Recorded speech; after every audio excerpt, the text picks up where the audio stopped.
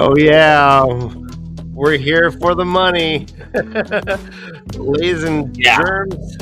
Welcome to Tavern Talk. We are a live talk show based on the epic fantasy series Little Time by Robert Jordan. My name is Brian, and my brother Dan will not be able to join us this day. He will be back next week. But joining me, as always, is Jansen Lashley Haynes, Beth Doman, the Tavern Talk crew. Ladies and gentlemen, and humans on all the spectrums, we are talking about episode 8 of season 2 of Amazon's Wheel of Time. We've been diligently going through episode by episode, and we are wrapping this whole bad boy up. We're going to talk predictions for season 3, get into episode 8 granularly. That's a hard word to say. And we'll be taking every comment that you guys make into maybe we'll post it, maybe we'll not. You guys are weirdos, but it's gonna be we're gonna have a great time. Jansen Lashley Haynes, Beth Doman, how are you guys doing? I'm fantastic. It's been a good time. I was a little bit sick this week, but I'm recovered and I'm ready to go. That's great to hear. I'm Peachy Keen. Yeah. All right, let's turn your mic up, Beth. You need to turn my mic up? Yeah, I am. Because everybody else sounds really loud to me. No. Just join the party. There you are. You're perfect. Now you're perfect. Guys, okay, I that's rewatched. Because I didn't touch anything. So okay. No, I did it. Okay. I did it for you, left-handed. Thank you. Hey, so guys, Case Ice and I got high and we watched episode 8. I cried again. I'm constantly crying at this fucking show. Anyway, so I can't wait to talk about it. But speaking of our guests, let's lower that. Okay. All right. So today's show is going to be special. We're going to have a spoiler for Winter's Heart chapters 21. Okay, that is going to be our spoiler level. Okay. Because of our special guests. We have 2 guests today. One would be Case Sedai, and more Shaddy. Let's bring them in.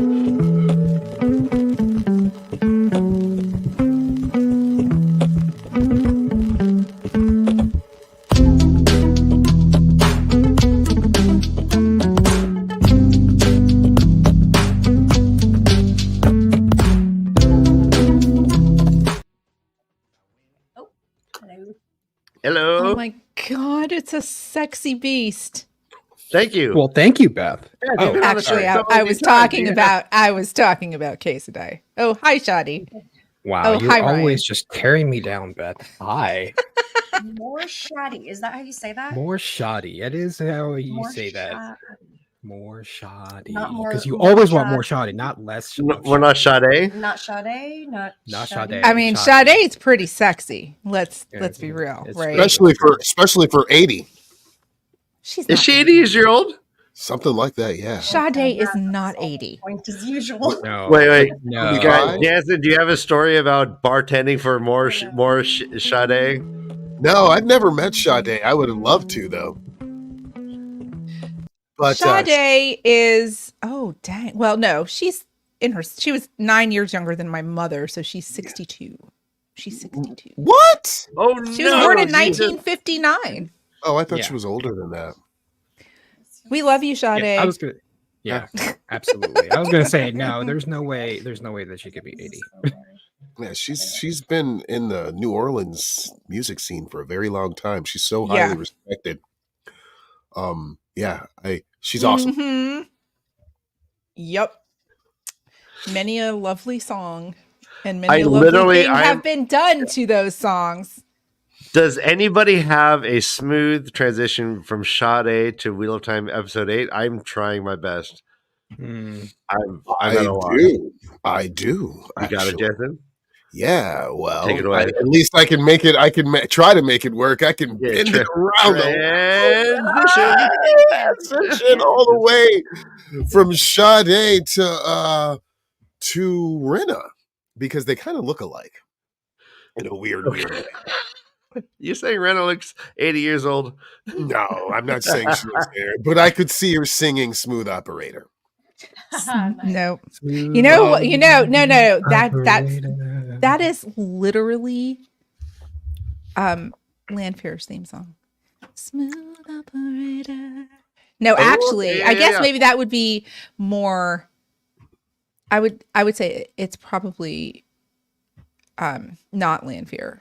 No, I got to. If I'm doing Landfair and we're going back, picking some songs from back, I'm gonna say Maneater for Oh, nice. Landfair. Oh, Bringing out some You gotta come that with Hall and Oates. Oh yeah, Damn. I'm here for it. I'm Love here. to come out at night. Heck yeah, definitely. You gotta go there. You are 100% correct. You are right. All right. You are right. All right, let's shake it up a little bit. Ishamael is a smooth operator. Ishamael's soundtrack, yeah. He's a smooth operator. Ooh. She is definitely a smooth operator. I don't know why I want to say this, but for some reason, I just hear Yanni every time. Yanni? No. I was gonna go Hungry Like a Wolf. No, I hear Yanni for some reason. Yanni? I don't know why. Alto sax Yanni? No. Okay, Ishamael's That's Kenny G I'm soundtrack thinking of, but Yanni is kill- new age music. Yeah. Yeah. I was also thinking Yeah. Kenny G, but then realized that I was. Jesus, you're okay. Wow, I'm going "Killing an Era" by The Cure. Whichever I choose, it amounts to the same absolutely nothing. I'm alive, I'm dead. All right, yeah. But here we go. we have to also bring in Mogedi in here, and I'm just gonna have to say "Linger" from the Cranberries. Yeah. "Linger" from the Cranberries is Mogedian. Do you have to? Do you have to? Do you have to let it linger? Yes. Yeah. I feel Now like that- is so accurate. Being said, no, I was actually thinking about Mogideon a lot today, and that turned me into thinking about the books and the show and everything. And now that's going to bring us to episode 8. There's our segue. Oh. Because There's the segue. I am very, very excited to talk about this episode today. It brought so many feelings to so many people that I've talked to already today, even. And I'm ready to go with this because there's so much I want people to realize. There's so much, negative, conversation about the entire series for a long time. And then what I've noticed is that the more I watch this, the more and more I see how much they've taken from the book. From the very, very subtle things to some of the things that townspeople say, to just some of the, back talk that you hear with the characters. They've taken a lot of information from the books.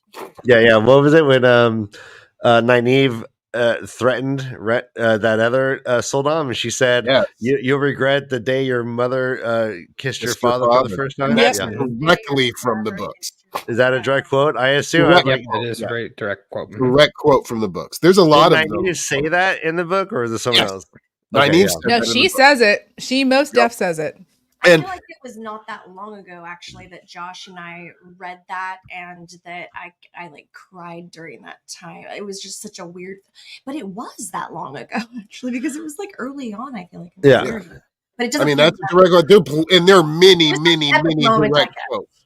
Yeah, there are many quotes from the book in this episode. Many, many, many ones. I've Yes. watched a whole lot. All right, so let's find out real quick. How do you rank this episode as far as all of season 2? More shouty. What are our ramifications? What are our I'm just parameters? like, Like what, 1 through 2? I don't know. That's a good Like question. your As in- like as the in, like, number in one- the order. The Is it Yeah, like yeah. your favorite, your Favorite. second favorite, Okay. third favorite, least Okay. favorite? It is not it's not my favorite. It's not my least favorite. I don't the least favorite ish, right, is kind of hard to say with season 2. I really appreciated how well they've improved everything in season 2 and how everything's gotten much, much better. I would probably say it probably ranks pretty low on the list, mainly because of the way how things had to be wrapped up in weird ways. They had to cut things out. They had to there was a lot of little things, and I was just like, this doesn't feel almost like it's a season finale. Are you, all right. So I would probably is say it about like, Ingtar Shaddy? Are you an Ingtar stan? no. I am an Ingtar stan. That whole arc, I mean, I honestly think that they probably should have just ended up pulling out. They obviously like had something in there, and then they just went can't do it. So we just gotta leave it out. But it's an obvious hole in the episode. You're like, what the fuck is this? Even I had my own child who watched it, and they were like, why did he do that? What, he seems like he had more to go on, and they have never read the books. And I had to explain, and they're like, oh, that would have made way more sense. And if it's obvious to someone who is a 15-year-old who's never read the books, it was an obvious flaw in the episode. As in terms of like where in the rank order for me, I'd probably say it's right in the middle. Okay, but just season 2, right? Not all the seasons. No. Okay. No. Episode 8 of the last that season is the bottom episode for me. Yeah, so I want to talk about that. Like, what a redemption episode. Yeah, right? It's not Like, for me at all. It's I have a distinct thing that I can look at this not just from a book reader and not just from a non-book reader, but from an actor in production. And there's some tricks that they've been doing that I've caught on very, very early. And I totally understand what you're saying, Morshadi, especially about Ingtar, but don't worry, we're going to get a payoff from that. The problem there, though, is whether or not the payoff happens is that you have left a hole, is not a cliffhanger hole. You have left a plot like gash in the episode, in the season itself. And it's not over. Someone who, well, I understand that, but the problem is that you look at it and it is an inconsistency into the actual plot of the actual show itself. I, as a reader, know exactly what's going on. I can see where they go, oh, okay, they pull this in, they're doing this, they're doing that. But again, like I said, like my 15-year-old never read the book, looked at it and went, that's odd. That was oddly written. That was weird. And it was. And at some point, I promise you, he's going to get the point where he's going to be like, oh, that's why they did that. It's going to happen, I promise. So I don't know if that's going to happen, but I do think that like a lot of shows, that trope of just the hero death, like he just like, I got it, go, and he just like fends him off and then dies. Like, if you don't know any of it, it just looks like he was doing that trope. Like, oh, I mean, like 100%. maybe you're bored of that trope, but like it's hard to like take yourself out of the idea that like, yeah, literally that moment in the book is top notch, one of the greatest moments in the series, the reveal of Ingtar. And Yep. I think it's a missed opportunity for sure, but like I don't think it was like just like the worst thing in the world, because I do think that just like, hey, I got it, and then you sacrifice yourself for your team, that just happens. He's just like being a hero guy. Well, it's What do you it's think, very Beth? cute of your child to notice something like that. Honestly, I think that's amazing, because I wouldn't have necessarily noticed that had I not read the books and known that that was a missed opportunity, like you were saying. You know, like that. That's pretty cool. That's pretty amazing that they were able to pick that up too. But they already did film all that stuff that they took out of it too. Yeah, You know, yeah, they were- and that's Sure. yeah, and that's the thing, is that like they are pretty intuitive when it comes to arcs and plots and things of that nature, but they also aren't TV watchers, and so that might be another reason why they caught on to it, and they're like, was there more? And that's why it just it's like missing this is a great example of it. I think the only way I could really explain it, it's like when you're expecting the floor to still be there and you stepped off the curb. That's what those scenes are like. Yes. And Agree. like it's not like you're heading down the hill and you're like, oh, you're leading me here. It's and that's what it may be meant to be there. It may eventually pay off. Obviously, the ground is still there, but that step, you're expecting that step there. There are dominoes that go along with it, and they've left out those dominoes. So then you're going to have to then make the leap to push the next domino. And that's what happened with this episode a lot. Although I mean, so that's why it doesn't rank up high for me. So you didn't cry, Morshadi? Is that what you're saying? You didn't weep like a baby like me? No. Is that what's going on? Crying No. really hard. God, I It's fuck. embarrassing. Hopper dying. I mean, No, my cry episode was Yeah. episode 6. Thank you. same. Okay, so I really, for the most part, some of the moments in this episode were some of my favorite moments in the entire season.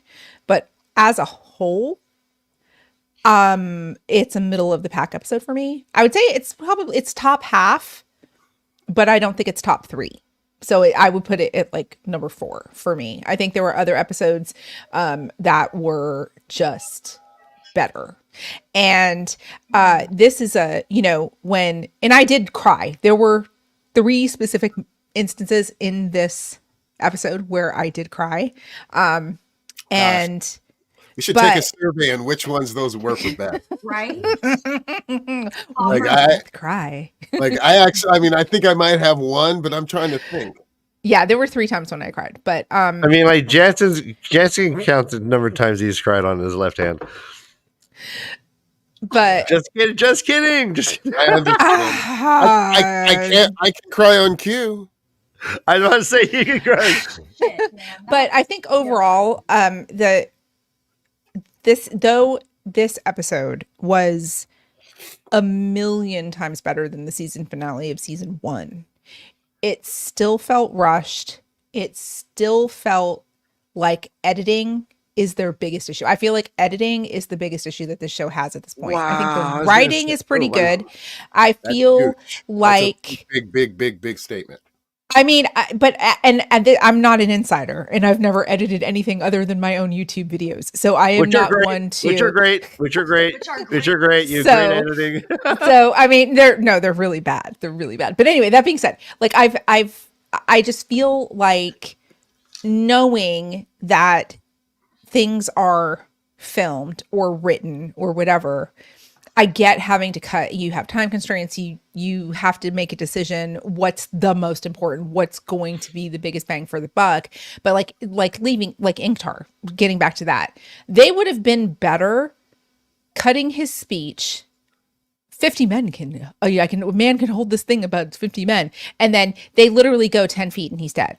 Like it made. Yeah, he did not from hold 50 men. thematically, cinematically, and thematically, it made 0 sense. And I understand. So he stepped I would over rather that they just totally showed him fighting and dying without referencing like really amazing quotes from the books. Yeah. Then it's almost like that moment in season 1. And don't get me wrong, because it's one of my favorite moments in the books when Lan finally shares his heart with Nynaeve and tells Nynaeve how much he loves her.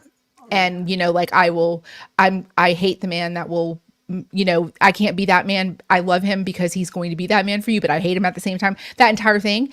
I love that so much from the books. It's one of those moments that just melts my heart every time I read it. But it was thrown in willy-nilly into the season to give the fans lip service, to give us fan service. Like, oh my God, there's our moment. But the way that they put it in there and the reasoning behind it, the timing was off. The pacing was off. And I feel like they've got to make a stand and be consistent with the decisions that they're making instead of kind of tripping up the pacing, I guess, if that makes sense, because the pacing can be great. And then they throw random book line 101 in there and we love to see it, but it doesn't fit with the flow that they have established for the show. And I would rather that they just step away from those moments instead of just trying to throw them in there. What I mean? So even though as a book reader, I love to see them. I love to hear them. I love it. Like one thing that they did perfectly when they introduced Aviendha, right? I am Aviendha of the 9 Valleys Sept of the Tar Dot Aiel. That fit when they did that. They took that line when they introduced her, because originally it was Nynaeve and Elaine and Egwene that met Aviendha.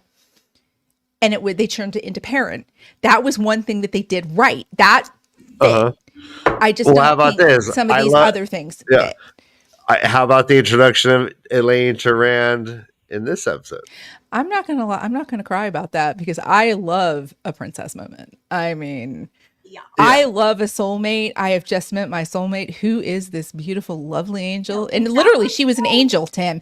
The angel trope was there, but I'm here for it. I mean, because I love, I love Kira Coveney as Elaine. I think she's done a fantastic job as Elaine this season. And though I did not love the Nynaeve Elaine story of episode 8, that moment itself was awesome. It was like, I'm Elaine, and I'm like, oh my god, it has begun. Yes.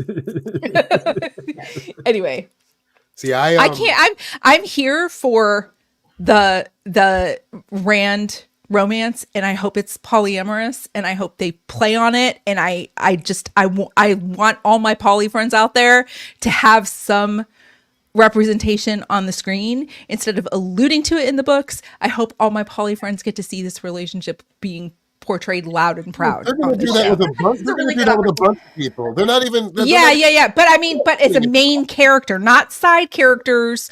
Main characters, Polly. I want to see it on the screen. I don't think they're going to hide it. Loud and proud. I guarantee you, Egwene fucks Galad. I guarantee it. Guaranteed. Absolutely. If they're going to show Rand screwing everybody, dude, no, I'm talking about a polyamorous relationship where they're in a polyamorous. Yeah. No. I mean, I want Elaine and Avienda to be more than first sisters. No, okay, no friends out there. Just saying, listen, out there. First sisters thing. Really no, she hopes that they're sister sisters. I mean, I'm just saying. Anyway, so it's going to be just saying. That's going to be I'd like to see that, but we'll see what happens there. Mm-hmm. I do like, some of the things that they've been showing. I love the film that they used in this episode. What do you mean by that? I like the kind of film they use, the way that they were filming, instead of when they film Piran, usually it's a very darker shade. And it's usually at night a lot of times. Like they're going to do that continuously through the rest of the series. I am guaranteed. And I believe that the film that they're using now, we're going to see more of very soon because of the waste, because of the sea folk. It's going to be very open. We're going to see a lot of things like Bell Domen and, I believe we're going to see shade answers. A lot of things are going to be with the sea folk and the Seanchan and the Aiel. We've already heard about that. The Seanchan are going to come back, obviously, even though they're all swimming in the ocean right now, apparently. But we're going to see a lot of the way that they're filming right now. A lot of openness, a lot of color. They do that trick in The Lord of Rings to bring, just to bring continuity to everyone. When everyone's together, they have such sharper imagery, such sharper. I like it. And I like also. Someone said you did not like, and I understand why. How a lot of people didn't like the whole storyline with Nynaeve and Elaine and everything, but I don't think people are realizing that they have to show Nynaeve being helpless. Yeah. It's they have to. It wasn't so much a night. It wasn't so much of her being helpless. It was so much of the bad decisions that they made, like pushing the way the arrow was removed. It would have been really easy to Can I like take cover? Like she just got shot. Like drag her away into a. Can I interject with something? Because I I'm trying to go ahead. No, I apologize. Kate, go ahead. No, go. You go, please. Okay. When this episode first initially came out, that was something I actually made a TikTok about. I don't make a lot of TikToks about, but it really did actually drive me nuts for multiple reasons. One, I agree with you. Nynaeve does have to be shown as helpless for a second, because she has gone through an amazing amount of trauma, an amazing amount of one power trauma, an amazing amount of emotional, physical, spiritual trauma. Channeling for her is a problem that she's going to have to solve for the next seasons. Having to go through and do exactly what she did to that Soldam, becoming somebody who she hates, is something that's traumatic. The problem that I had, and this was again an editing choice, and I think it was a mistake, is they spent 4 fucking episodes. I'm sorry, 4 fucking scenes. Nynaeve, just the hovering. fucking wisdom of Emmons Field Yes. doesn't have to be Yes. fucking Yeah. told to be a wisdom.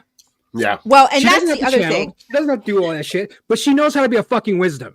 Okay, Well, that and is that's the other that is thing. her When you base code. when you have the book when Elaine and Nynaeve escape and are not captured by the Shan-Shan, and they're in Falma for like 2 months, right? Basically in hiding before they find Min. It is Nynaeve who takes charge of that situation. She's the person who's managing the purse strings. She's the person who's like, we're gonna get clothes, we're gonna blend in. And In the books, yes, and she literally shut down and gave no value at all to like there's one thing about Nynaeve is that she's always 100% has, even when she's pissed off and she kind of like gets a little bit in the moment. Now She has here's common where we go. sense. She has common sense. She has a backbone. She uses her anger as a tool to move forward. Yes. And they kind of gutted her for that, and they gave that to Elaine, and I And don't love that. And I understand, but this is something I have not talked about yet at all, ever in any other show we've done or any. So when you turn a book into a show and you're seeing, there's a difference between seeing something in your mind that you read and seeing something in your mind that you're watching. And the reason, what I'm trying to say is believability. And I'm going to go back to Ingtar, okay?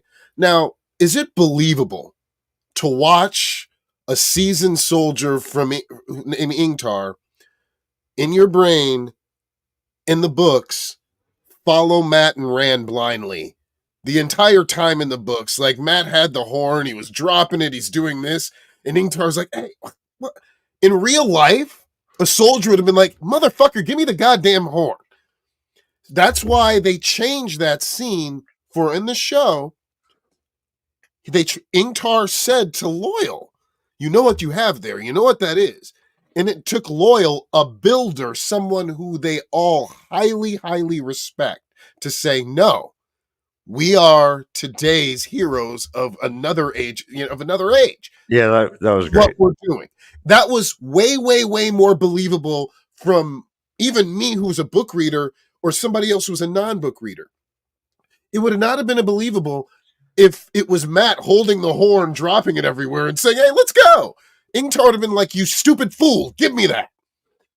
And in the same sense, it's more believable that Nynaeve, eons away from where she grew up, being non-worldly at all, to go to Falm all of a sudden, take the coins and be like, I'm in charge? Or was it more believable to see Elaine Trakand, who's the daughter heir of Andar, who knows more historically than she does, and actually says, no, this is what we need to do? I like that. Yeah. But okay, but your argument quickly, kind of that's has also- faults, though. Uh-huh. Sorry, I was just gonna say, because look at how Nynaeve acted in the White Tower. Totally. She never- acted petulant. But she was in a safe, concentrated place. She didn't feel safe in the White Tower. She might not have felt safe. Nynaeve never felt safe in the White Tower. That might be true, but they're not warriors. But you're running also around talking looking to about make it safe. talking about the same woman who chased down an Aes Sedai in a warder and held him at blade point looking for her friends. And so I mean, unless it's the PTSD and the trauma that she went through Yeah, in there's season a two catching lot. up with her. Yeah, we can't forget she also just experienced the death of. I'm not saying any of that. I'm just saying Right, the like she was linked absolute to the utter Adon shutdown. that got shot in the neck. And Yeah, the experienced other that thing death. is, and keep in mind too, this scene is more than just about Nynaeve. It's about Elaine as well. And another one of the quote unquote heroes of this story, who also has to grow and also has to show some of her strengths and weaknesses. I don't disagree with what you're saying. I'm just saying that the total shutdown of Nynaeve, to the extent that she was shut down, did not didn't resonate land. with me. Yeah. I can agree that it could have definitely landed better, but I think what they were trying to do was show the differences, and they're showing the growth that is going to happen, obviously, with Elaine and Nynaeve. Right, sure. They're going to be in many, many, many more scenes together. Okay, And, okay. you know, they're showing that they can. At the very beginning, remember, it was very, very Nynaeve-like to say, "Get out of my way, princess. I don't care what the fuck you have to say." That's true. You know, That's that true. was very Nynaeve, you know, but it was also very Elaine to keep her poise and still keep coming as the daughter heir. So they have to, you know, it's we always have to remember that there's so many heroes in this story. Right. And there's so much growth. And, you know, we're looking at the growth because I thought about this too when I rewatched it yesterday. Where are our characters now from where we saw them in the beginning versus where they were now, where we saw them in the beginning in the books? In the books, they had changed a lot by now. And they also have in the story now. Maybe not as the same ways, but they are changing, and they are very different from the characters that we started with. Right. I agree. And that's very good. quickly because I mean 2 seasons is just not that long, and this amount of time is just not that long. True. Season 1 had some issues, right, because of COVID, filming, etc. I don't know the details. You know much better than I do, but yeah, there were a lot of struggles. So I think they had to jump very quickly through giant growth processes for each character. I mean, Robert Jordan is not making any mistakes when he wrote each character and what he did with each specific development of each character. And to put that into a visual aspect with channeling and everything, and the world building that happens, like let alone the characters that develop within the entire world and the world building and the understanding of how some of these things work or affect people, like the Sul'dam and the Damani, and then learning very quickly within one episode that the Shan-Chen Damani can channel also, like, or wait, the Sul'dam. Sorry. Sul'dam. Yeah, the Sul'dam. That they can also channel, like Egwene bringing that. There's just so much. There's so much that happens. So much. It's freaking crazy. So like for them to be able to do this eloquently at all, in my opinion, let alone as well as I think they did it, just to throw my opinion out there, which is difficult to talk to you all because you're all very pro about this and you've been discussing this entire time, and I'm not I'm not super up on like the season. I feel like as well, you know, you've really dissected it, but you liked it a lot though, right? You liked it a lot though, right? I loved it. I loved this season. I loved this episode. I loved did the too. Season. I loved the episode. Nynaeve is just kind of annoying to me in general as a character. Sorry, Nynaeve fans. I know you're Nynaeve is my favorite character in the books, and that might be another reason why I'm so I love critical of her. I mean, and I'm not even critical because Zoe Poppins is Nynaeve in my head, right? Yeah, she does an amazing job. She does an amazing job. Here's what I realized. Like I am watching this show and I am crying. Okay, I'm gonna keep bringing this up. I'm crying. Like three times. I turn around and I'm like, is that like serious? Because it's not because we're like heartfelt. It's not because like there's like some powerful magic lady on a beach throwing fire at ships, or not because it's because it's Moraine doing it. And it's Lan defending her, and these are my favorite like characters like ever, like in all of literature. So in a lot of ways, so it's hard for me to differentiate. We'll never be an unbiased. Well, this is something they did better in the show that they did in the books, in my opinion. They talk about this a lot in the books. They talk about.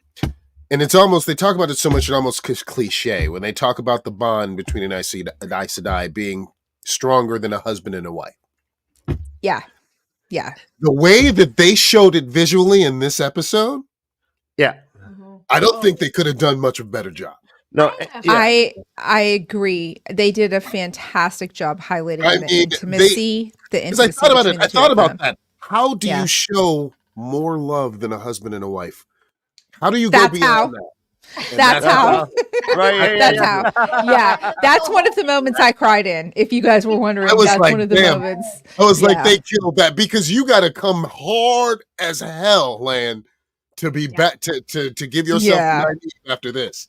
You know what I'm saying? Like there's got to be a real big reason for you. Yeah. Yeah, not to beat a dead horse, but like that makes the Steppen episode even more like negligent because my instant criticism was I said, no, I'm sorry, we don't need to relitigate this, Beth. I'm sorry, but I said instantly, like, let Lan and Moraine act this out. We don't need a whole expository episode about the bond. Let these magical actors do their job, and they did it. Episode 8 killed it. Killed it. Like almost silent that time too. There were like barely words spoken. They took their time with it. Yeah. The way that the weaves were so delicately pronounced, but then like not, you definitely knew that they were there. It's clear, you can see that it's only 2 colors. It's very specific. I thought it was so well done, and they took their time, which I think was the biggest part for me that helped the whole thing. Like, the first time in the whole episode, like you breathed because it was so action packed, and all of a sudden that moment happens. It's like, all right, more Shaddy. What are you gonna say? The 2 actors are amazing. First of Daniel all, Henney and Rosamund Pike. Yeah, let's just start with there. I think that the way they went about it through season 2 with what's going on with the bond, they kind of got it muddled throughout the whole thing.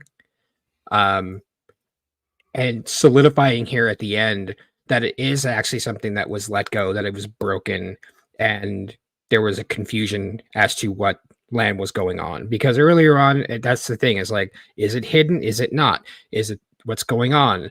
And so I think there was a lot of confusion with that. And I think that's something that was a thread throughout the whole season 8 that could have been cleared up. But the actual scene itself here at the end was amazing and gorgeous. Visual, everything. Everything. Honestly, and I was rewatching that episode today to prepare. Just these actors, let me tell you right now, these actors had to act out an emotional scene where they are bringing up 20 plus years of history on top of all this like dramatic and trauma filled, just like, I can't believe you did that to me. I can't believe you said that to me.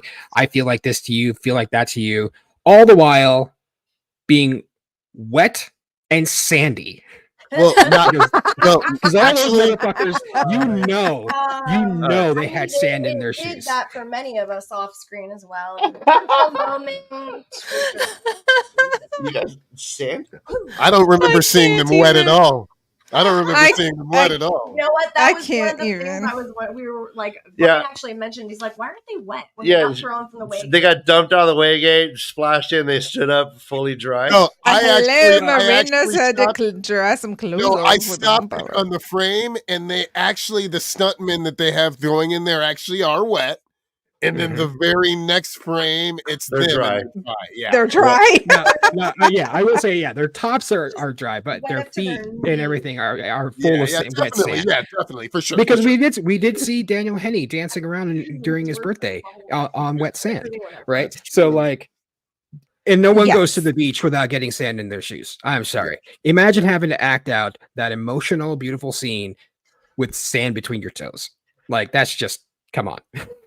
Jansen, have you ever had to act with sand between your toes?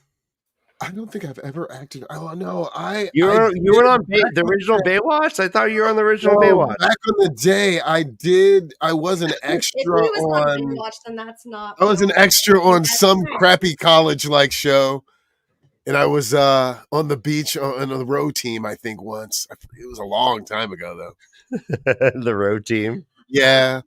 And I was in the back. I was like the token black guy on the row team because they needed one of us.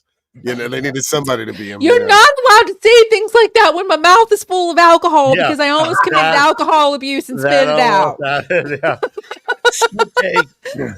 It's one thing to hear a black person say that they're the token black person. It's so funny. That's so great. Like, You think I don't know? Like, I mean, come on. Like, You of course. Beth, I was the token Latino on a lot of things, and it's only I know because my last name ends in Z. Like, I get it. I may not look it, but I know it. Okay, it's okay. I get it. My skin Just, is as pay me pink a as little my extra money for background. it. Dude, if I go to a, like, if I ever go to a cattle call and I'm the only black guy there, I'm gold. Yeah, you know you're getting the job. Lord, Golden. Yeah. They need I'm me. laughing so hard. You guys are Oh gonna my make me have to God. go to the bathroom because I'm gonna pee my pants. No, that's my why we're God. doing this. We get the real Oh the Lord. industry If I was- insider, If Jansen I was a Washington. blonde-haired, blue-eyed white man, I wouldn't even be an actor. Hell no. What- You gotta have your last name's gotta be What would you be? Scorsese. Do you know how many blonde white dudes are in LA right now trying to become an actor? God, it's like winning the lottery, dude. You got your last name's got to be Scorsese. There's no way. Like a lot No of way. them ended up on Epstein Island and then never to be seen again, at Possibly. least in a normal way. You know, okay. Oh, Sorry, little blonde white. Hey, that's a podcast episode that we have to plan yeah, eventually. all right. The views expressed by our guests do not necessarily reflect the Leaf Cast, the way they leave, the Tavern Talk. Sorry, yes. Okay, sorry, we derailed. Okay, let's talk about. So let me ask a question. All right, so there's been a little bit of not negativity but criticisms about this episode. What was everybody's favorite or hardest hitting moment from this episode? From this episode. What made you go, All right. yes? Or All right, and I want Chad God. to respond also. I want to hear from Chad. What was your gut punch episode?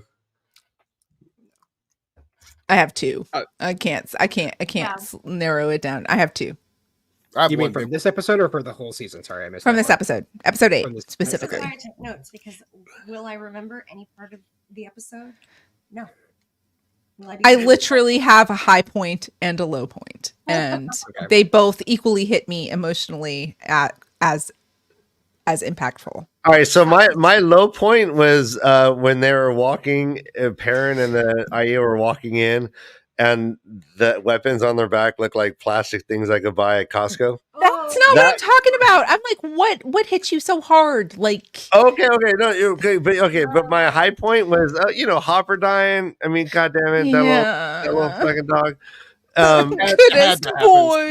It had to happen. It Yeah. had to happen, but it still didn't make it any better. Yeah, so I mean, dude, he was just like Obi-Wan. It was like I the know. Obi-Wan. It was his Obi-Wan Kenobi moment. So you know, you Yeah. gotta. No, I feel like we needed a whole Hopper episode. I felt like that was too fast. And wait. Not enough triumph. Anyways. Yeah, so Obi-Wan died, and what was he doing while floating in the sky? Was he playing a You'll Rubik's be- cube? You'll be stronger than you ever have been in your life as soon as you die. I mean, that's exactly what happens to Hopper. Yeah. Yeah. Well, And, hopefully, okay, we'll get into predictions. Yeah. Later, but yeah. So let's just talk about when I cried. I fucking cried with Hopper. I fucking cried with Moraine and Lan getting back together. I fucking cried when Elaine, when Elaine said, "Who am I? I'm Elaine." Those are top three. Okay. Okay. Mine was definitely not, I guess, an emotional moment. It was a finally moment because I'm going to talk about my favorite character right now, the entire series. Finally, we got to see Matt do something. Agree. Yes. We actually We love a Matt moment. and not just something. We saw Matt be Matt for the first time. Finally, Oh, he outsmarted everybody, even the Dark One himself. So we saw Matt do something that was Matt-like from the books. And no, that is not the Eshendari. Rafe Judkins has been toying with all book readers since the very beginning. Even with small things like Leandrin's son being named Eludrin, when we know a very, very important character with a name almost like that will be coming. We better see that person. We hope so. We hope so. But yeah, that's not the Ashendari. And I do believe that we saw a lot. I love the whole Matt thing because we saw some things that I hope are going to generate some seeds that are going to generate some really cool plants later. Like we saw Agree. very, very subtly how Padan Fane, his maturation is about to start. Let's go. Because that's we're gonna move into predictions in a little Yeah. while. yes, So, because yes. he's powered up now. He's Look at way that. more powered up now than he was in the books. But yeah, my favorites is seeing Matt be Matt and actually coming to do something, which I like because and keep in mind during the books, Matt didn't come into himself till way later. Book 3. And yeah, till book 3, yeah, absolutely. So we're about to get a buttload of Matt. We're about to get a buttload of Matt. I believe we'll talk about that in predictions. But watching him outsmart Padan Fane and get out was very, very cool. Agree. And, I like that. All right, Winner's Lady, welcome to the show. And thanks for Hi, Winter's Lady. Good to see you letting know again, your thoughts. friend. Yeah, where is this clip? How do I see this clip? Donald's been doing a lot of ticket to Hades stage act. Yeah, literally, he's been doing a lot of screen or stage work. And as a matter of fact, Malkier Talks, Rob from Malkier's Talk, and several European YouTubers in the Wheel of Time community went and saw him live not too long ago and posted all about it on Twitter and stuff. So yeah. Yeah, if you go to Malkier's con and stuff, there are actual people there who have touched Donald Finn. Yeah. I'm just saying. Where? Well, why would I? Yeah, where? I mean, there's that whole thing when he was in I don't Boston know where. last year. All I know is that they have.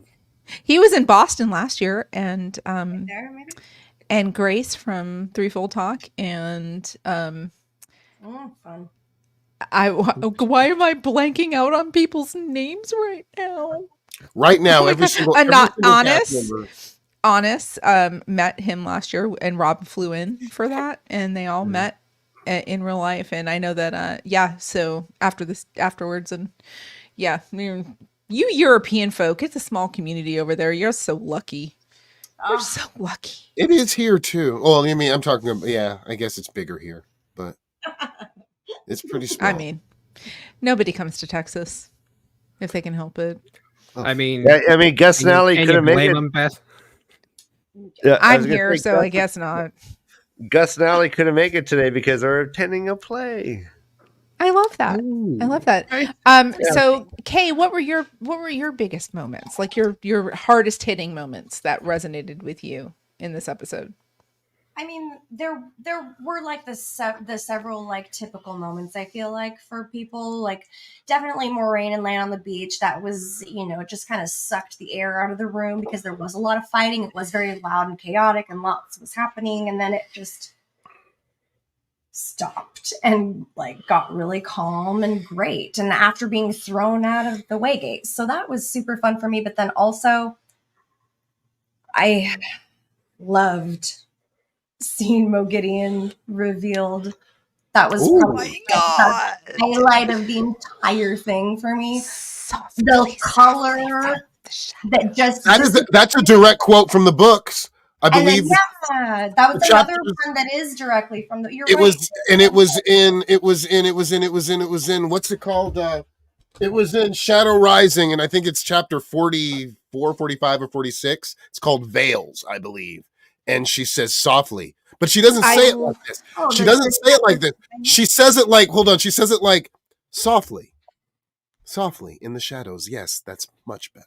That's what she says, but it is a direct Mogideon quote. Mm-hmm. Oh my god! All right, what did we just see? Noma Garden, are you there? Someone find this Jansen? quote. Yeah, no, that's what Jansen does. Jansen, Huh?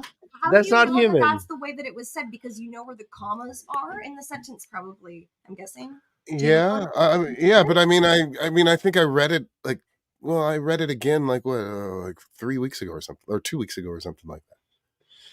So how do you Shoddy. memorize? Do you do like the whole like rooms in a home memorization thing? How do you remember this shit?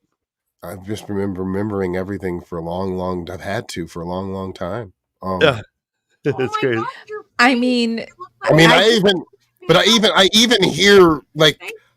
hear Michael Kramer and Kate Redding in my head already still these days. So I know I just have exactly. to give a shout out real quick because we're having another crossover moment. Razor is in chat. Razor is one of my gaming friends. Sup, He Ray? follows me and is currently reading the Wheel of Time series for the first time and is on the Dragon Reborn right now. And Razor is a fantastic person. And so every time I see somebody who's a crossover from my gaming community into the Wheel of Time community, I have to shout them out. So I'm sorry about that. Hi, Razor. I love you. And we will. Razor. I love you by proxy, Razor. Same. All of you. We are reading the Wheel of Time for the first time on Tuesday nights, but you have to go back and watch it because we're a little bit further ahead of the Dragon Reborn. Mm-hmm. Fun stuff though. Here we go. Weird times. More talking about Ishamael. I think he half believed he was the great Lord of the Dark. All 3,000 years of machinations, it comes to an untaught boy hunting him down. My way is best. Softly, softly, in the shadows. Something to. Oh my control God! man I need a more shoddy narrated audiobook right now, ladies and It would gentlemen. have to be Radio broadcaster voice happening right here, right now. Like, I mean, Jesus Christ! Shout out to fucking Jansen. It was Veils, right? It was chapter 46. You're correct. Yeah. Hi, Snooch. What you doing?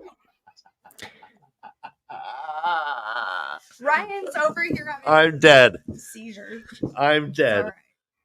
I'm paroxysm of joy. Do you have X's that you could put over Puppet Ryan's eyes to show that you're dead? I mean, Yeah, if you X's. truly were dead, Duct tape it would be like X's. exactly. We'll do some X classes. We can just Jesus Christ, Jansen. All right, so Jansen, that was a good one. That's Now, amazing. I'm hard to impress. Ask Krista. Oh, right on. That No, I'm okay now. There are some things that no. You all can keep that to yourselves, and we're happy here. So In reading the chat, I think I missed something involving the puppets. I think so. You know, it's all like layers upon layers. It's like an onion. My jokes are onions. You know, peel them, and they get You mean they worse. stink? They make you cry the more you unpack them. they're great sauté with a little butter. Not your first choice, but you'll deal with it. Yes, absolutely. All right, so we got 57 people watching. Everyone, get your burner accounts out and let's double this shit. Let's go to 114. Hey, there we go. Here we go, man. It's Make not sure to hard. activate a VPN though. That's the way you get a unique viewer count. Yes, thank you, Marsha. Yeah, You're welcome. Shawnee is all about number maximization. Listen, Yeah. I'm here to make sure that all of my friends succeed in their number goals and manipulate the system. Okay, that's all I care about. Marshadi, were you impressed with my ability to double 57 that quickly? Yes, I was. All right, thank you. That's all I I wanted. mean, for a puppet, you have an amazing mastery of math. You've got really good dexterity for a puppet. Dick's. I can't thought you even said right something now. else. This is I going love- a little too off the rails for me right now. Typing. I do have amazing hand dexterity. Wait, Shadi, what do you love? You Say know, that again? you know what else required a lot of dexterity? To segue back to the show. Yes, good one. Okay. Nice. That's a great It's my segue. top and also low moment, emotional moment. Bottom That's moment? Is there my bottom? Yes, my top and bottom. This is Okay. another discussion. Beth, this is for your after dark show. Thank you very much. Yes. My high and low emotional moment of episode 8 was actually the same scene. And I say dexterity wise because it is actually when Egwene killed her Soldam. Rana? Ooh, yes. That entire moment, that entire arc, everything came to a head of everything that she has gone through, from when she was captured, from episode 1, when she was learning, when everything came to that point where she then had to become what she had been tortured by. And then here's the thing, here's the reason I love that. we all know that the good guys are the good guys, right? What's the expectation of a good guy in a television show? Oh, they've been released, so now they're going to get it released. Oh, she's going to capture them. That what did Egwene do? Right? She killed her. She let her stay there. She let her stay there. And some people, I have seen this as a critique, like, wow, what? But it's Egwene. She's our good guy. I go, no. She is our Amyrlin seat. That is the seed of the Amyrlin seat. Yeah. Right there. Okay. And that is a change that I appreciated. Honestly, I think I agree with you. The only thing about that I didn't care for was, and Ryan, you're going to disagree with me, I would have loved to see Rhenna in a later season to kind of meet the Rhenna-esque end without getting spoilers. It's like savor it. You want to savor it. Yeah. I mean, But I can see honestly, it. okay. If they So don't- have you guys haven't gotten to that part in the books yet, have you? I don't No, think because so. that's in KD. I can't say anything at this point. we Okay. can't go No. there. So, but anyway, I just would have liked to have seen, and this is the other part of that, right? That is a question to me. And it's not a criticism by any means. It's a question to me. The entire the way that it's brought to light that the Suldam are the people who are not born without the spark. They are the people who can be taught to channel, correct? That's a given. Like, you have Bethamin, who's captured by Aegeanin in Tanchico, and she's being held captive in the basement. So And Sita's dead. but exactly, that's what I'm saying, is that it basically, like, because that's part of the whole the whole, you can bring the Shan-Chan Empire to its knees with those three women, right? Bethamin, Rhenna, and Sita. So if Rhenna and Sita are dead, how are they going to let that weakness that the Shan-Chan have kind of be brought to light?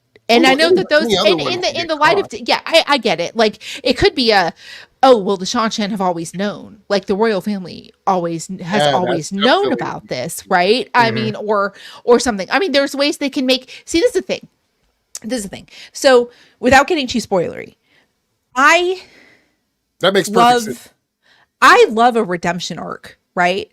I love that there's not a person who is so far gone that they can't turn their way around and be, it's like some of the most evil, vilest people who have a redemption arc become my favorite people. Like, That's how I married Decay. Hey, shut up. I mean, good people can do bad things sometimes, and right. So I want, there needs to be one or two flagship Shan-Chan characters who have to be representative of the redemption arc for the Shan-Chan nation as a whole. And I don't think that's going to be Tuon. I really hope we get Aegeanin in the show. I really hope we do. I think because that is Aegeanin, right? Because, and also, Rafe Judkins, casting note, Cara Gee for Aegeanin, please. If you do not cast Cara Gee for Aegeanin, I will riot. That's all I have to say. You know what I think? Well, no, I think they're going to do that. Rafe Judkins, everybody. Yeah. Rafe Judkins, Cara Gee for Aegeanin. I think that Aegeanin is going to be a noble who was just like Tuon, tested, and could have been a Suldam if she wanted to. So changing her story arc a little bit to, but that's all they have to do to change it. Agree. Yeah. But there has to be somebody to redeem that race or that nation to show that not everybody. Because so this is the thing. All right, be careful, spoilers, Beth. No, I'm not. I'm not. No. I'm not giving spoilers. Are you saying hashtag not all Shan-Chan? Is that what you're trying to say? Yes, I am. So do you remember? So do you guys remember when the shut up? Do you remember when the movie 12 Years a Slave came out? It was Oh. 10, 12 years ago now at this point. One of the best movies I've ever seen in my entire life. Mhm. After I saw the movie, I read the book. And the person who that book is based on, he had a biographer come in and write his story for him.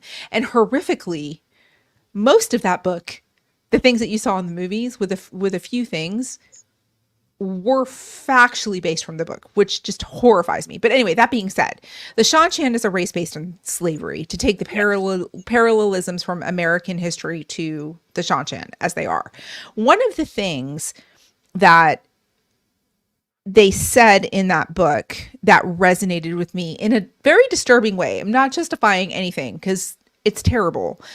But one of the owners that Solomon had was a Baptist minister. And in the movie, he was played by Benedict Cumberbatch, and he was the person who gave him the violin. And he said in the book, in the biography, that he wasn't unkind. He was just a product of his upbringing. Yep. Mm. And not that that justifies treating other people less than being people by any Well, means. anybody is.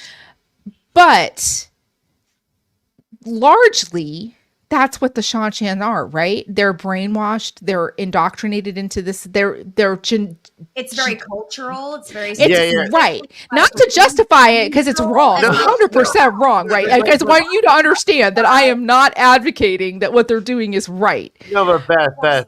But this is their culture, right? And they have got to, I feel like, to throw an entire culture under the bus because that's the way that the people in power have always treated things. It's like they could have a Handmaid's Tale redemption moment, right? Like they can do it. And I need to see that happen in this show. I need to see it happen. Now, because you said that, I have to talk about this. Okay. White cloaks are different. Agree. It's religious zealotry with the White Cloaks. Well, I'm just saying they're different here in the show. I actually have more empathy for them in the show than I do in the books. Jansen, right here, because I was actually going to bring this up. The White Cloaks in this episode, what was one of the first things that they said? They are slavers and murderers. Do we need any other reason to fight? Yes. Yes. Yes. They have a moral compass. How did this show get me on the side of the fucking White Cloaks? Thank you very much. Jeffrey Barnhold is a good man. And his son is hot as fuck. I mean, yeah, Jeffrey Barnold's a good man, and he's a good man. Even Perrin said in the books that Jeffrey Barnhold was a good man. Yep. He did. He did. This is the thing. In the books, the White Cloaks were out west because of Joachim Carradin's great works. Correct. He had to find a reason to be out there.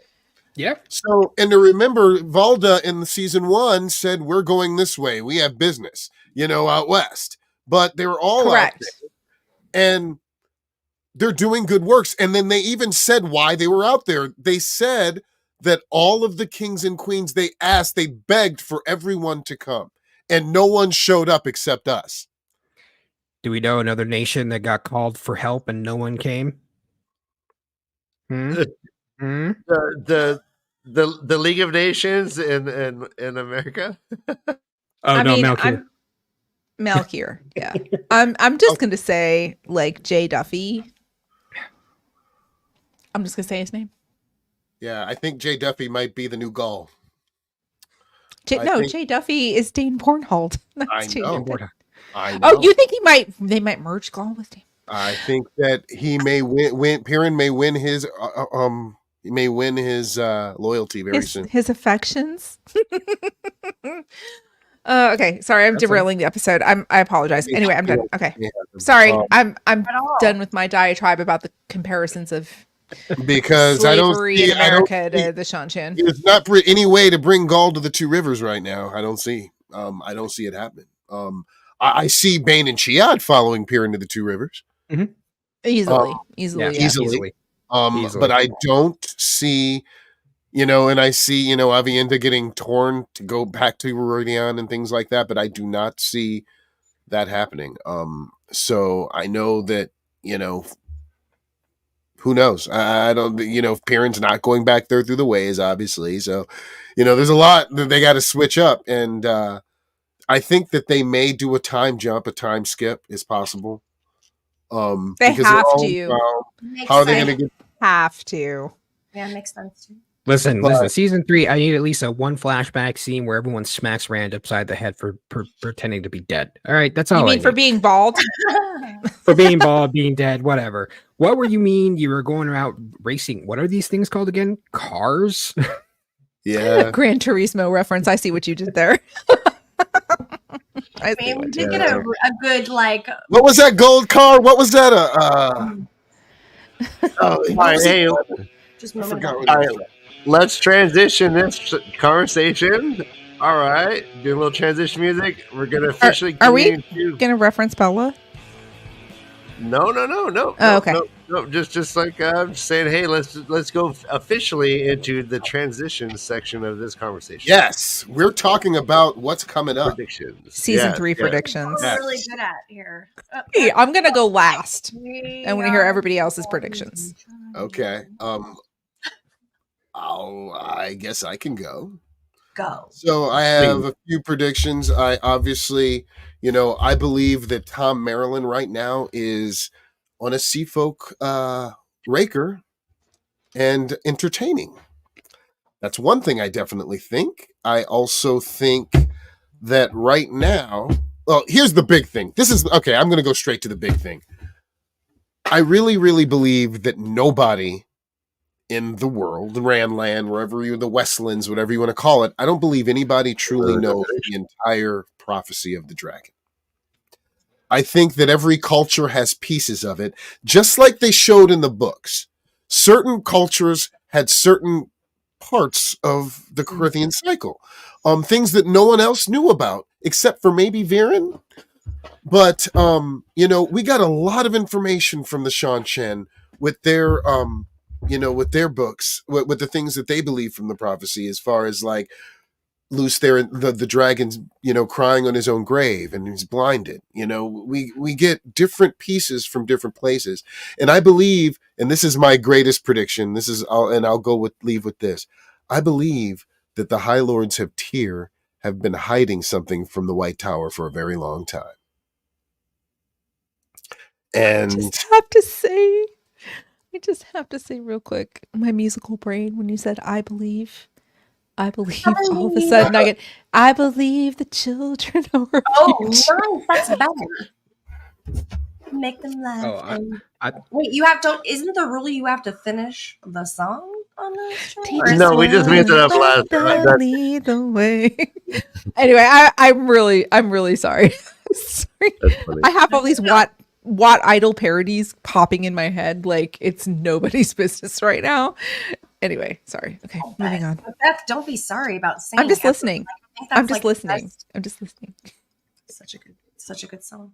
I would agree with you there. I hope that High Lords of Tyr become a not a force to be reckoned with, but you know what I mean. Like I hope that they don't brush over Tyr in general. They're not. They need Kalendor. Agree. Now, I thought about this. It's very, very, very, very, very possible because the first time in the timeline, not that we as readers, but in the timeline of the books, the first time we see Kalendor is, what are the chapters? It's the Road to the Spear. It's the Road to the Spear when Rand is one of his ancestors. And his ancestor is sitting there talking to a Shemestra that has just been injured. Yep. And lying on the table is the banner of the dragon. And Kalendor. And I believe that the guy says, why is that there? And the light forsaken name and everything else of the man burned away. I think he says something like that. And there's a crystal sword that they haven't made yet or whatever. And then they're asked about the men who are about to make the Eye of the World. And the Aes Sedai that they're talking to says something like they're young, but they've barely been touched by the taint and we have no one else to trust. And this refers to when they're talking about how the Eye of the World was made and how people sacrificed their lives and things to make those things. I believe that it's a very distinct possibility that Kalendor is with the Aiel. And It's that in Ruidian. I think that's what they're going to do. Yeah, Yeah. I think that's a very good assessment. I think they're going to eliminate Tyr for that. Yeah, agree. More Shaddy. Yes, What's your sir. biggest prediction for season 3? I think that season 3 is going to, the finale is going to end in massive cliffhangers of situations. I think what we're going to see is, in terms of maybe Rand and Matt, because I think a lot of the storylines that we see in the books, Eye of the World to Shadow Rising, are still going to be now back on more of the path that they're supposed to be on. So Matt, Rand are there. Maybe Egwene, I'm not sure. But that stuff's still going to go on. I think the season finale is going to take place there in Al Caradal. So the Golden Bull, he's going to announce himself as the Kara Karn. The Battle of the Two Rivers is going to start on the finale in a very like, we are facing down the Trolloc. Yeah, I agree. I definitely agree. I agree. Yeah, I think so. I think you could be right about that. Ends, and that brings us into the next season. That next episode Hopefully. is the Battle for the Two Rivers. And then a couple of the others. It's very nebulous how they're going to move things around, but I think we're still going to see. It's very likely. I agree with you. I don't think Tyr is going to play the same as it did in the books, but I think instead of Tanchico, I think we're going to get Tyr in that same spot, and the girls are going to go to Tyr instead. That would make sense. That makes a lot of That sense. would be fantastic because we have two battles with the Aes Sedai, the Black Aes Sedai that fled the White Tower, and this would combine the elements of them from Tanchico. Plus, it would bring Moghedien into the fold, right? It would bring her back in fighting. It brings back in Swan because she is from Tyr. Yep. Great point. Contact there. Nice one. I like that. So. I like and that. Just in general, I think we're going to get maybe 2 more Forsaken. I think. I don't think we're going to get all of them.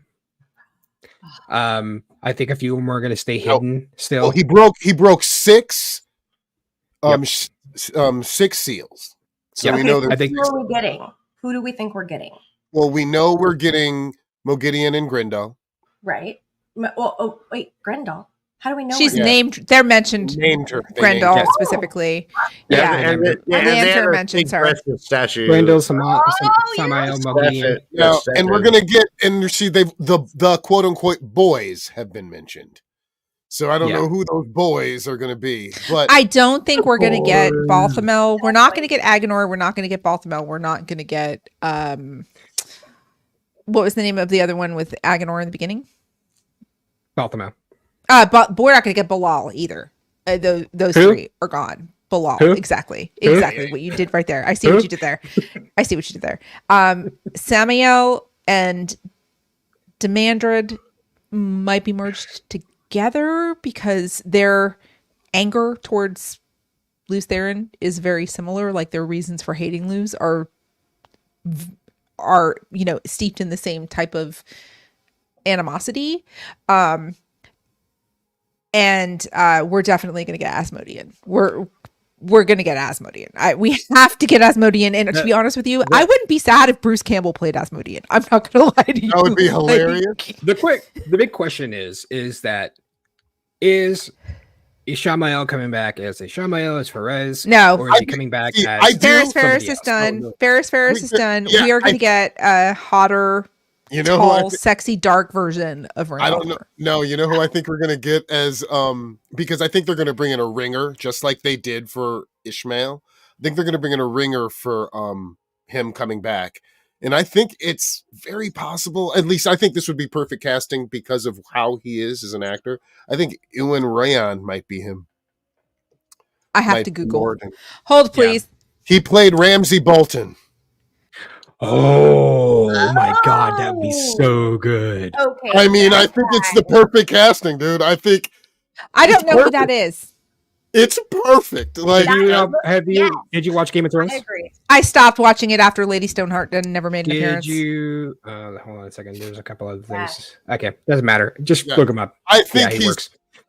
perfect for him. I think everything about him, like going nuts, everything, just being angry, he's perfect for that Well, character. he's so duplicitous. Like he's Yes. able to play such Mhm. a Yes. this character so well on such like opposite ends of the spectrum Yes. for me, like such a vulnerable yet such a diabolical person. Like that's hard to do. Yeah, I think he's good It's for gotta that. be hard to do. I mean, I've never tried it, but And here's another crazy prediction. This is one of my more crazier predictions.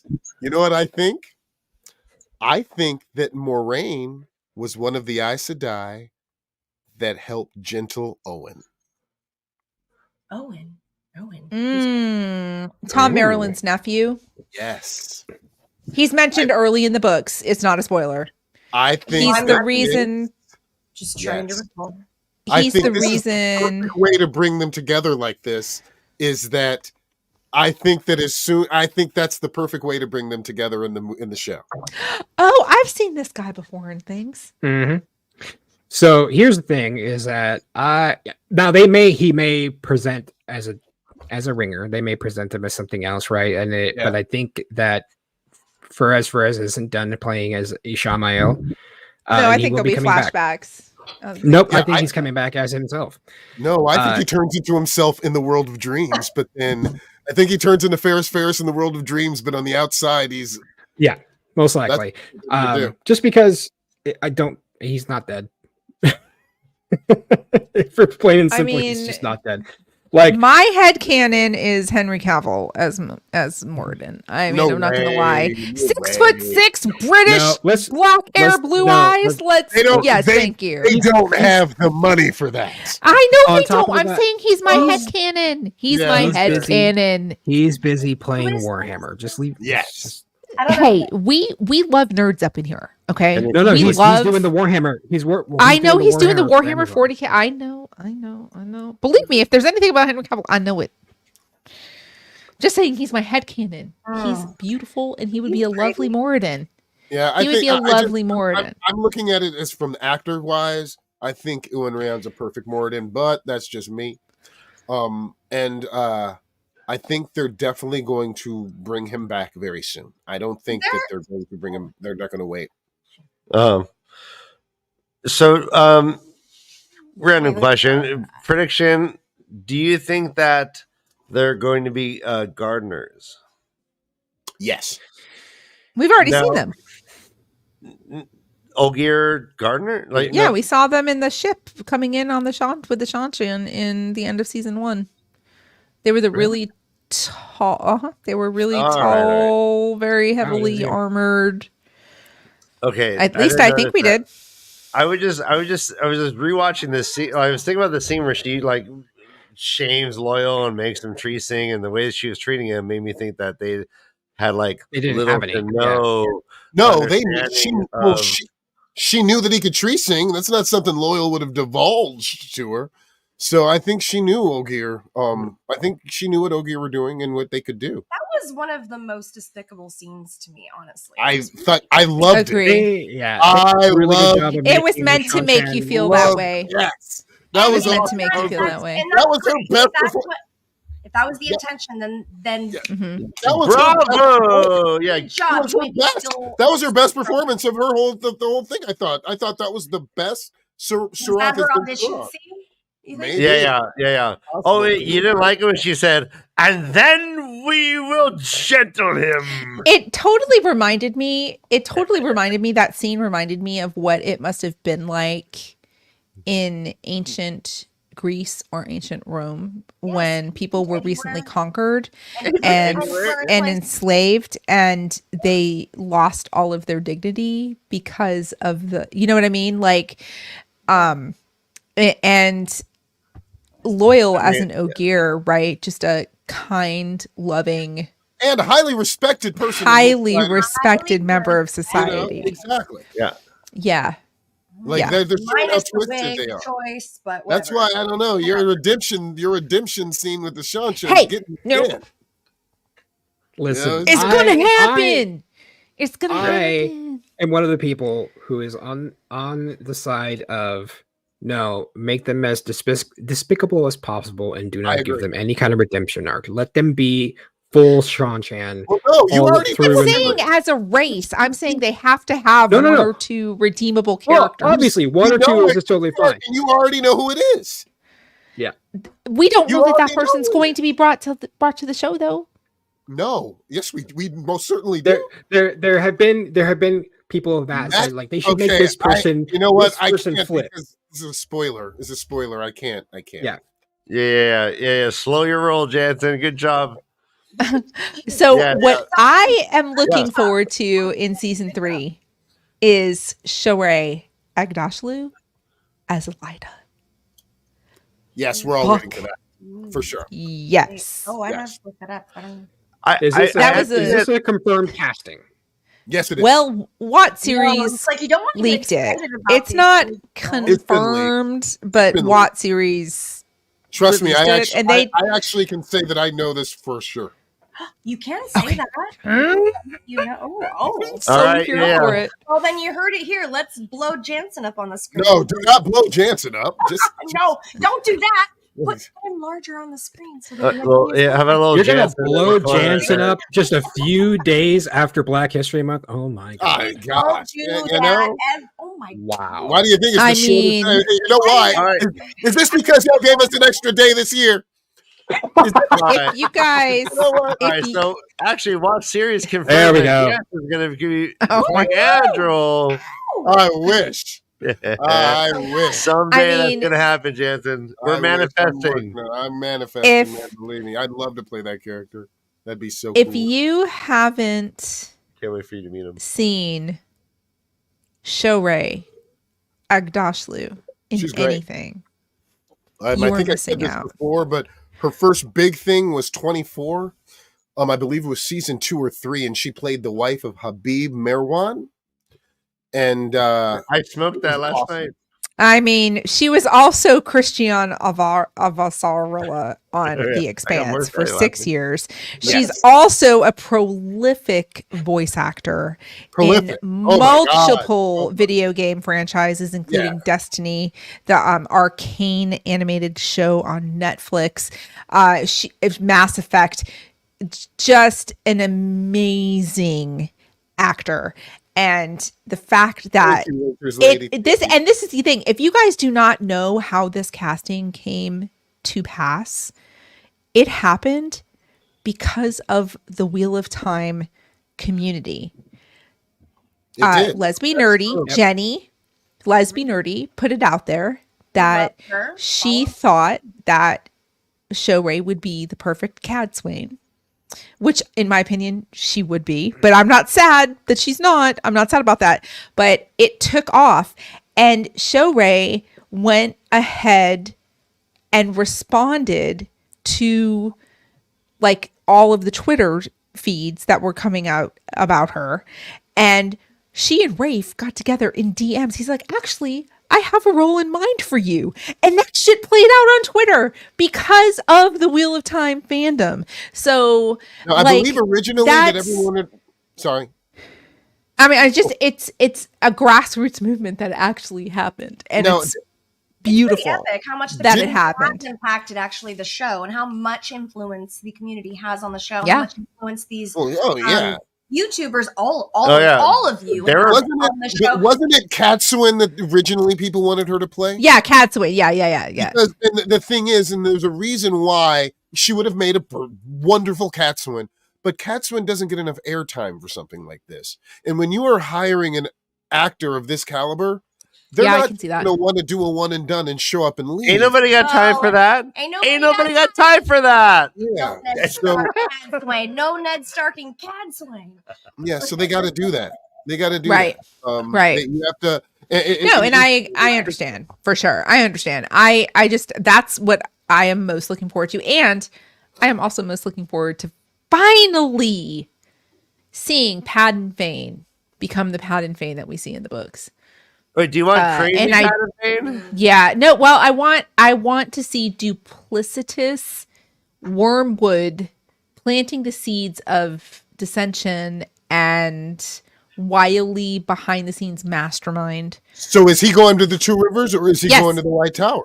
He's going to the Two Rivers, and this is there's why. two? This Okay. let me explain. Let me explain why Yeah, he's going yeah. to the Two Rivers. He is in Falma with the White Cloaks.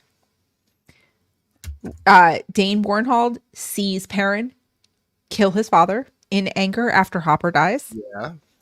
And he yells, "Two Rivers!" Padan Fane is going to take advantage of that as he's escaping from Falma Oh, okay. to cover his own ass. He's going to fall in with the White Cloaks. He's going to hear about it. He's going to plant the seeds that Perrin, Matt, and Rand are all Dark Friends.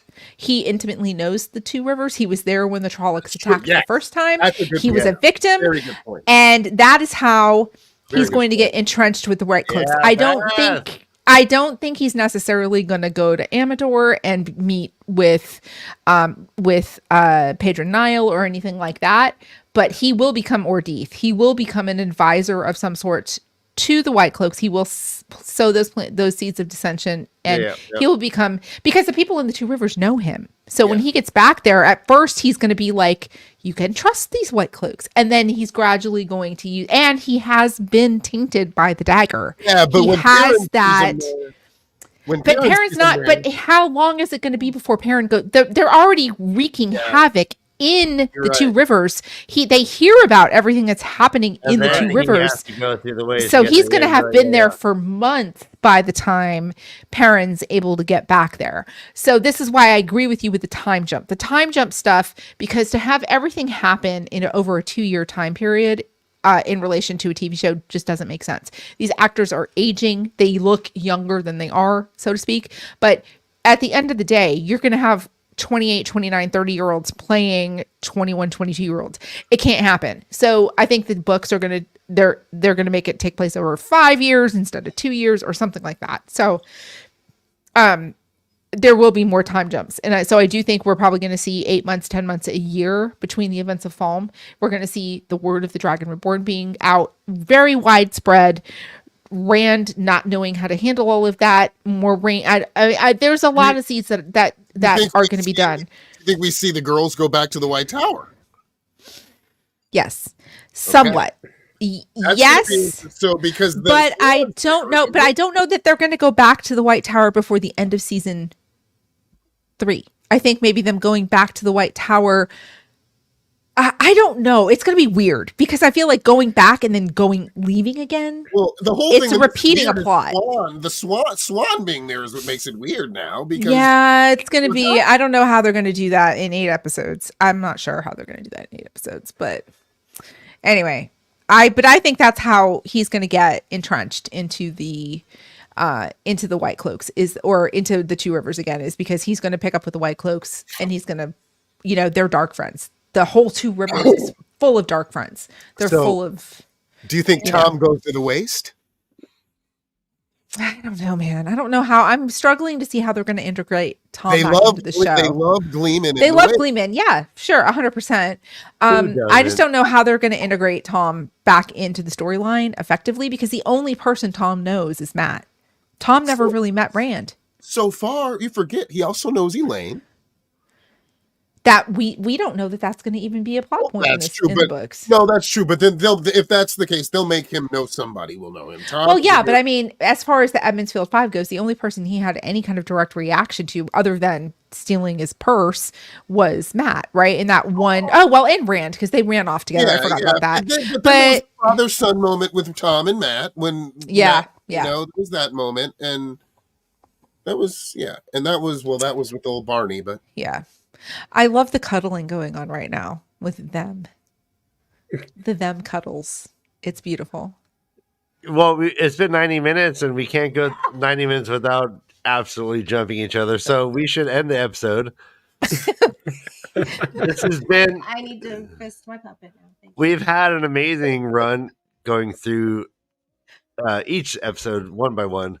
More Shaddy, thank you for joining us.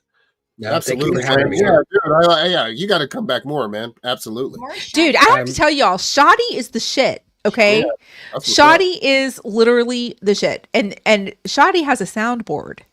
Shoddy, why don't you tell them about your soundboard? plug My your soundboard. shit. Well, my soundboard will only work on Discord because that's where I have it on. But most of my Discord sounds involve Beth telling me to fuck off. Oh, Oh yes. Okay, that's that's a awesome. good sound. So you're a professional provocateur, Yes, Twitter troll, Discord fiend. absolutely. Alright, Yes. So what's your at? Like, where can people find you? And Yes, what- literally. Well, if you don't know, in the last 90 minutes, I'm more shoddy. You can find me on Twitter. Not I've been less on Twitter shoddy. not less shoddy, more shoddy. Less shoddy is someone I'm trying to kill. I've been on Twitter time since pretty much before it was called Twitter time. But I am on there as @more_shoddy because I can't get more shoddy because the guy hasn't used it since 2012. Elon Musk, get on that. All right, please. I've sent you money. Come on, there, get some. Right, yeah. I'm more shoddy everywhere else. I do have a link tree. It's on my Twitter page profile. I'm on several Discords. I'm everywhere. The Black Tower podcast has me on a pretty regular Yeah, basis. Shoddy is a I'm mod there- for the Black Tower podcast. Everybody, we love BTP up in here, y'all. Yeah, we do. Friends of the show. Indeed. And yeah, I do just a little bit of everything. So He also mods for my very small Discord server and Twitch channel, which I we're gonna try to make that bigger. growing and It's- prosperous. yeah. And Beth, plug your stuff. Yeah. Beautiful bitch. Hi, I play video games and post reaction videos on YouTube. I'll be playing The Last of Us after we're done here tonight. We're going into The Last of Us, moving into Henry and Sam's storyline. So if you want to cry and weep profusely this evening and maybe have some jump scares, feel free to head over to Beth Doman on Twitch TV /Beth Doman, and you can watch some The Last of Us gameplay Look this at that evening. beautiful Very cool. background. Woo! Thank you. Thank you. So pretty. And of course, Jansen, tell us what you're up to, Jansen. Yes. Well, right now, if you guys are watching the Cannes, if anybody's out at the Cannes Film Festival, I do have. I couldn't make it this year, Jansen. I'm sorry. Like my butler got sick. Be quiet, also- Ryan. Let Jansen plug Jansen. We're also at the Polynesian. It's actually at the Polynesian Film Festival as well. There is a film called Trumpers that I am in, and it just got a bunch of awards, and it's awesome. And Is it about what I think it's about? kind of. French horns. Mhm. Kind of. French words. Also, just if you guys are fans of the show 911 with Angela Bassett, you guys should watch the 3-episode premiere. And Jansen, are you fucking kidding me? you might What? see me a little bit of it. What? You might see me. Jansen. Really? Seriously, Love that show. yeah, yes. Do you make out with Angela Bassett? No, but I got to talk to her, and she's really nice. Yeah. We for actually, you. she actually lives in my neighborhood too, so she's we've seen her before. She's nice. You all I talk love together. that for you. Jansen living next to Angela Bassett over here. This is up Ooh, there. I You know. don't, we don't, honestly, I don't think any We're of such us plebeian. really We're such plebes. understand the level that Jansen We're such is plebes. on. We're so next graced by we Jansen's live next presence. to Angela the Basset Hound. We are She's super cute. She barks a lot. we're fresh off the boat when it comes to like Jansen and his knowledge of whole Hollywood stuff. Been out here a I while. love it. Really? Just say you live next door to Angela the Not Bassett. next Hound. door. yeah. She lives up the street. Ryan said that they live next door to Angela the Basset Hound. Oh, You live near Yeah, I know. Angela Bassett. They live near Angela Angela the Bassett Bassett Hound. Hound. Super cute. She Comparing barks a your lot. life to their life. Hey, we're Super dog nice, lovers, Beth. Oh, Lord. That's Yeah. amazing. Thank you, That's Beth. the normal person. I love you All right. guys. I love Yeah, you. we love you. Case I do you have anything to plug? Oh my God, no. All right. Thank you. Not yet. Yeah, tonight. All right, everyone, run for your lives. This is The Way the